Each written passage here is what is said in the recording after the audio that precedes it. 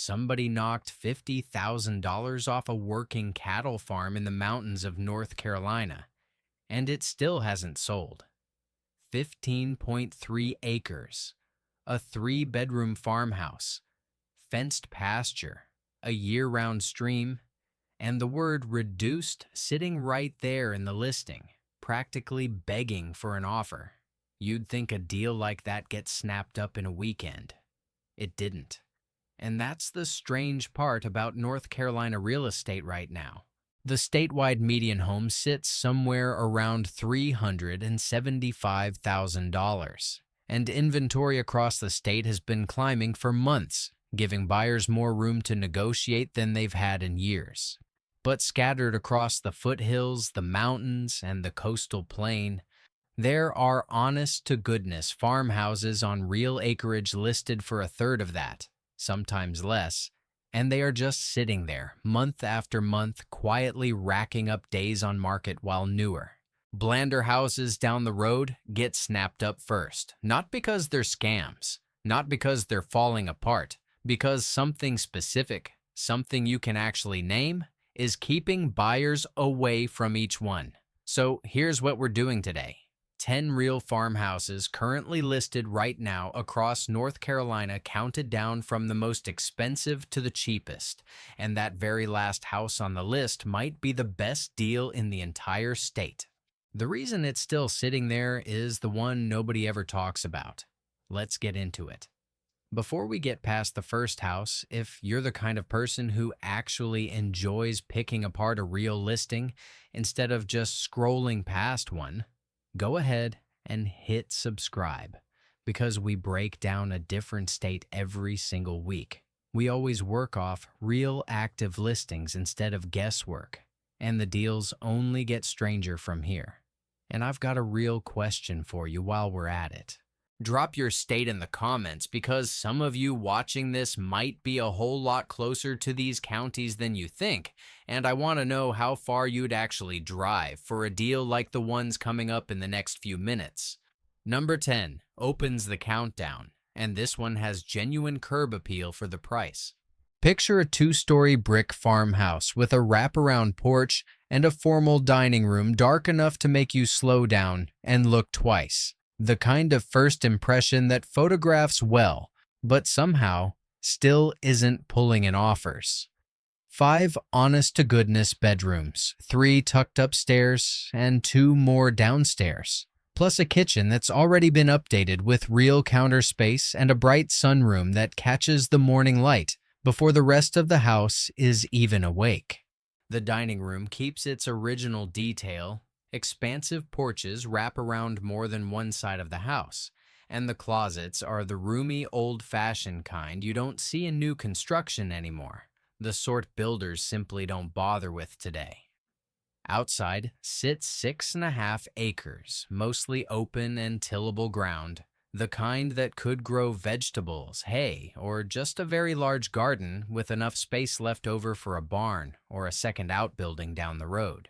This one sits just outside Ellenboro, along the business route through Rutherford County, in the foothills between Charlotte and Asheville, close enough to both cities for an occasional trip, but far enough out to actually feel like the country. Rutherford County's property tax rate runs under 0.6%, among the lowest in the state, which puts the annual bill here at an estimated $2,870. Genuinely painless next to what the same acreage would cost an hour in either direction. So why is a 5-bedroom brick farmhouse on tillable acreage, listed at $495,000, still sitting unsold? Here's the honest answer. This house is priced and sized for a big family, but it's addressed on a business highway, and buyers searching for a quiet country retreat often have their search filtered straight past commercial corridor addresses without ever seeing the photos, lumped in with gas stations and storage lots instead of the farmhouses it actually belongs beside. It's a search filter problem more than a property problem. Next on the list is a mini farm near wine country with a price tag that runs straight into a lending ceiling. Number 9 takes us to Surry County out near Dobson, genuine wine country territory, close to Pilot Mountain State Park and a short drive from Mount Airy. The real-life inspiration for Mayberry and still a town most North Carolinians recognize by name. This is a legitimate mini farm. 3 bedrooms, 2 bathrooms, just over 1,500 square feet, sitting on 11.5 acres of mature trees and open pasture that rolls gently toward the tree line. It's built for horses, gardening, or just a lot of elbow room, with the state park's hiking trails and the surrounding vineyards practically in the backyard, and the layout inside leaves room to grow into the space rather than feeling cramped from day one. Surry County keeps its tax rate at 0.6%, which lands the annual bill here around $2,700, a manageable number for the acreage you're getting in return. So why is this one listed at $450,000 still waiting for a buyer? Rural lenders in counties like this see a natural ceiling on what local income actually supports, and a price point this high sites close to the edge of what most local buyers qualify for. That shrinks the pool down to people relocating from higher-cost cities, a smaller choose-your group who take longer to find a listing like this one, longer still to fly in for a showing, and even longer to actually make an offer. From wine country, we head into the Piedmont for a farmhouse with almost 90 years of family history behind it. Number 8 brings us to Rowan County, just outside Salisbury, a city with its own hospital and easy highway access into Charlotte for anyone who still needs the commute. This farmhouse was built in 1939 and has stayed in the same family the entire time, which you can feel the moment you walk in the worn wood floors and the layers of paint on the porch rails that nobody ever bothered to strip down. A wood-burning stove still sits in the living room, doing exactly what it was built to do. And a full basement underneath gives real storage and workshop space, something a lot of old farmhouses never bothered with in the first place. 3 bedrooms, 2 bathrooms laid out the way houses were laid out before open concept became the only option, with distinct rooms instead of one continuous space. Outside sits 9.4 acres with multiple outbuildings positioned near Dan Nicholas Park and High Rock Lake, so boating, fishing, and hiking are minutes away instead of hours. And the open ground between the house and the tree line is suited to just about any hobby farm use you could name. Rowan County's tax rate runs about 0.65%, putting the annual bill here around $2,400. So why is this one listed at $370,000 still on the market? A wood stove that's original to the house, not a modern insert, means some insurers want a fresh inspection and a chimney certification before they'll write a policy. And that extra step, small as it sounds, is enough to make a buyer with a tight closing timeline walk away and shop for a house with a furnace instead. Back in the foothills, our next stop proves that acreage isn't everything. Number 7 takes us back to Rutherford County, a different corner of it this time, and a property that shows small can still be expensive. 2.5 acres, nicely updated, 3 bedrooms, 2 bathrooms, just under 1,500 square feet. Comfortable and genuinely move-in ready.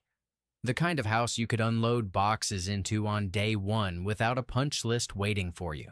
It sits close enough to Forest City and Rutherfordton for groceries and a hospital run. Far enough out that you won't hear a neighbor's television, with the surrounding land quiet and mostly wooded at the edges. At Rutherford's typical rate, the tax bill lands around $2,145 a year, a modest number for a home this size. So why has this one, listed at $369,900, been sitting? This is what real estate people call being caught between 2 buyer types. 2.5 acres is too much land and too much mowing for someone who just wants a simple yard. But it's not nearly enough ground for someone dreaming of a real homestead with animals and a big garden. It falls into a gap in the market, technically working for plenty of people, appealing to almost nobody specifically, and listings that don't fit neatly into a search category tend to sit longer no matter how nice the house itself actually is.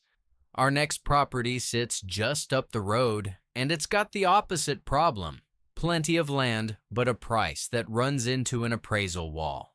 Number 6 is one more stop in that same corner of Rutherford County, proof of just how much inventory is clustered here, and we'll come back to that pattern later in this video because it's honestly too big a coincidence to ignore. 5 acres and change, an updated 3-bedroom, 2-bathroom home just over 1,200 square feet. Simple, solid, and efficiently priced per acre, compared to almost everything else on this list. The kind of listing that would move fast in almost any other county in the state. The lot has a mix of open yard and tree cover, enough flat ground near the house for a real vegetable garden or a small orchard without needing to clear anything first. Rutherford County's median home value sits well under $250,000, and the county supports a healthy number of USDA-backed loans too, with an average balance under $100,000, which tells you plenty of local buyers here are financing modestly rather than stretching for jumbo mortgages. At the county's typical rate, the annual tax bill runs around $1,937. So why is this one, listed at $334,000, still available? The math works against it in a specific way. This price sits right where a lot of rural buyers are shopping with USDA loans, but the appraisal on a 5-acre parcel with farm features can come back lower than asking simply because there aren't enough recent comparable sales nearby to support the number. And that appraisal gap kills deals before they ever reach a closing table, no matter how much a buyer actually wants the place. We're at the halfway point of today's countdown, and every property left on this list is priced under $300,000, which tells you something about how much genuine value is still sitting untouched in this state once you get past the headline median prices.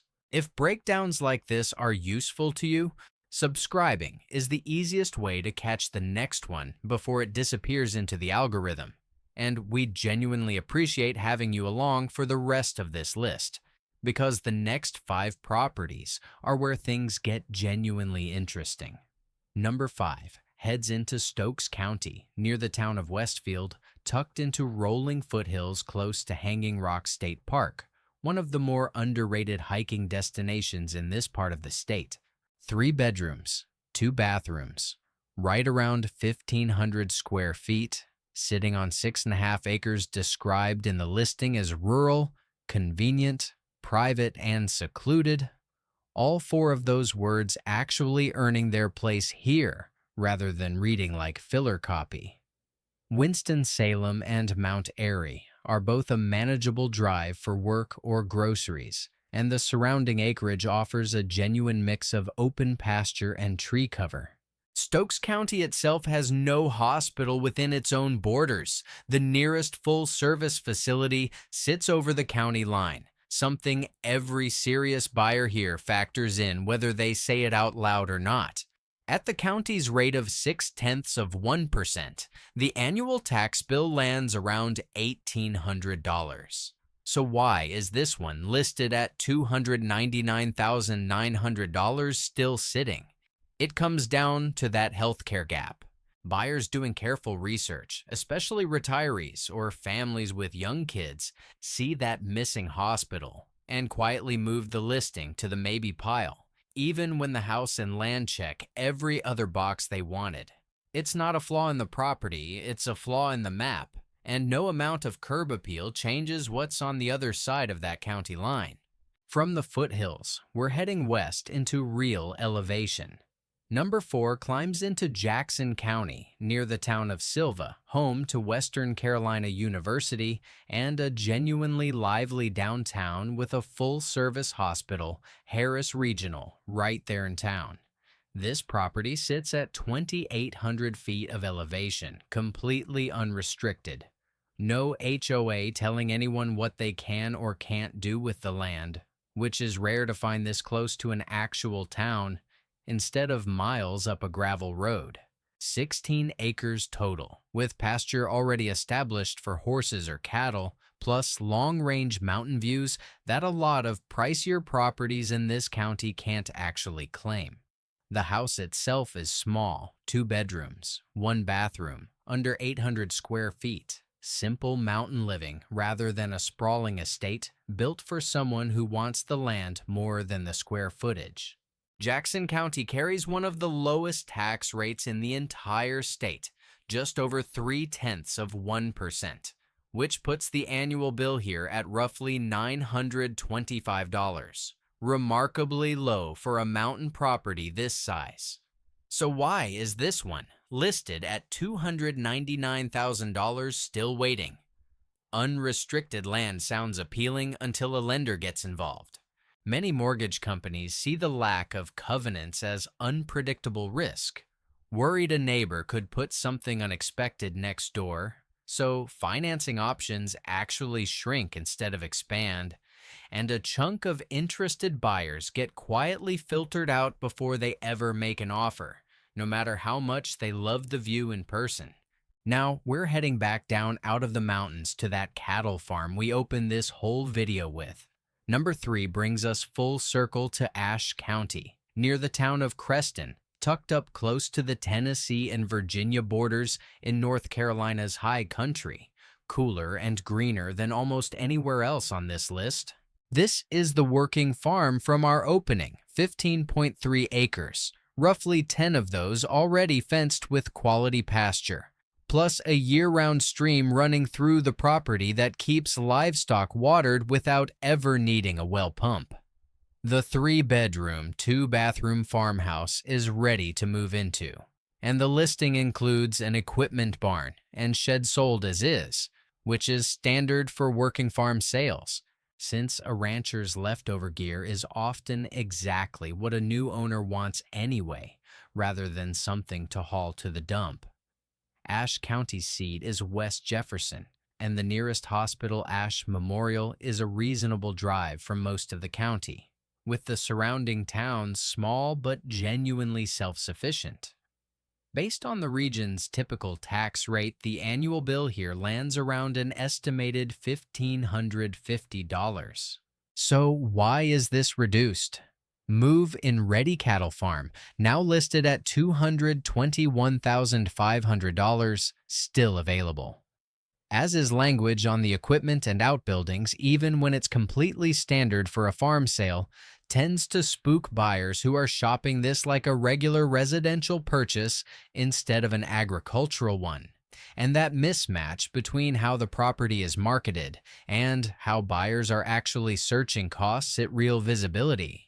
Bearing a genuinely ready-to-go farm under paperwork phrasing that reads scarier than it actually is. 2 properties left, and we're heading back to that same overlooked pocket of Rutherford County one more time. Number 2 is a compact 2-bedroom, 1-bathroom farmhouse, just over 1,100 square feet, sitting on a bit more than an acre in that same stretch of Rutherford County we've visited 3 times already today. Small footprint, but genuinely updated and livable, the kind of starter property a lot of first-time buyers say they want when you ask them directly, with a manageable yard instead of acres of mowing to keep up with every weekend. It sits close enough to Rutherfordton and Forest City for errands and a hospital visit, and the surrounding neighborhood is quiet without feeling cut off from basic services. At the county's typical rate, the annual tax bill here comes out to roughly $1,100. So why is this one listed at just $187,500, still sitting unsold? Many mortgage lenders have a practical minimum loan size, They're willing to originate because the paperwork and closing costs on a very small loan barely turn a profit for the bank. Sometimes they lose money outright. A price this low, especially after a reasonable down payment, can shrink the actual loan amount below what plenty of lenders want to touch. So buyers get quietly steered toward bigger, pricier houses instead, not because they can't afford this one, but because fewer banks want to write the loan for it. And that brings us to the very last house on today's list, the one I promised you at the very beginning. Number 1, our final property sits in Lenoir County, in the Hugo community just outside the small town of Grifton, about 20 minutes from Kinston, on the coastal plain of eastern North Carolina, where the land flattens out and the horizon opens up in every direction. A completely different landscape from the rolling foothills we've spent most of this video in. This is a genuine 2-bedroom, 1-bathroom brick farmhouse, right around 800 square feet, sitting on roughly 12 acres of open countryside. Brick construction means lower long-term maintenance than siding. No repainting every decade. No rot to watch for along the trim. And the acreage gives real room to garden, keep chickens, or just enjoy the kind of quiet that eastern North Carolina still offers in abundance. Kinston has a full hospital, UNC Health Lenoir, so emergency care isn't a long haul, and Grifton itself is a small, close-knit community rather than an isolated outpost, the kind of place where people still wave from their porches. Lenoir County's tax rate sits at about 67.5%, actually lower than it was just a couple years back after a recent county rate cut, putting the annual bill here around $1,140. So, why is this brick farmhouse on 12 acres, listed at just $169,000, still sitting there waiting for somebody? Here's the reason. The one this whole video has been building toward. It comes down to 800 square feet. Most home search sites let buyers set a minimum square footage filter, and a huge number of people, without even thinking about it, default that filter to somewhere around 1,000 or 1,200 square feet before they even start scrolling. That single, invisible setting knocks this property clean out of view for the majority of people searching this price range, even though the acreage, the brick construction, and the location would appeal to plenty of them if they ever actually saw the listing. It's not the house. It's not the land. It's not even the price. It's a filter on a website quietly deciding who gets to see this place and who doesn't. So here's the pattern running underneath all 10 of these properties, worth saying plainly instead of dancing around it. 4 of the 10 farmhouses on today's list sit within a few miles of each other in Rutherford County, in the foothills between Charlotte and Asheville. That's not a coincidence. That's a genuine cluster of overlooked inventory in a county most buyers scroll straight past on their way to somewhere with a bigger name on the map, whether that's the mountains further west or the city skylines an hour in either direction. It's the kind of thing you only notice when you actually sit down and pull 10 real listings instead of skimming headlines. And once you see it, it's hard to unsee. And it's not the only pattern worth noticing. Reasons like appraisal gaps, tight lending minimums, and search filters that quietly exclude a listing show up again and again on this list, far more often than anything actually wrong with the houses themselves. That's the real story behind almost every one of these properties, not a hidden flaw in the walls or the foundation, but a mismatch between how these homes are marketed and how modern buyers are actually searching for them online. The opportunity here is real. Property taxes across these counties run well under the state average. The homes are structurally solid, and the land is exactly what the listings say it is. But the trade-offs are just as real. Several of these counties have limited hospital access within their own borders, rural job markets that don't match city paychecks, and appraisal or lending quirks that can slow down even a genuinely motivated buyer with cash in hand. For anyone seriously weighing a move like this, USDA-backed rural loan programs are worth researching in several of these counties, since parts of Rutherford, Surry, Stokes, and Lenoir all currently fall within USDA rural eligibility areas. Based on the program's published maps, and that kind of financing can change the math considerably for a first-time buyer. This video is for informational and historical purposes only and is not financial or investment advice. Property values change, and viewers should do their own research or consult a professional before making any purchase decisions. So here's the question for you. Out of all 10 properties we covered today, which one would you actually buy? The brick farmhouse in Ellenboro, the mountain acreage above Silva, or that overlooked 800 square foot place outside Grifton? Drop your pick down in the comments and stick around, because next week we're running this exact same breakdown in a state where the acreage gets even bigger and the prices somehow get even stranger.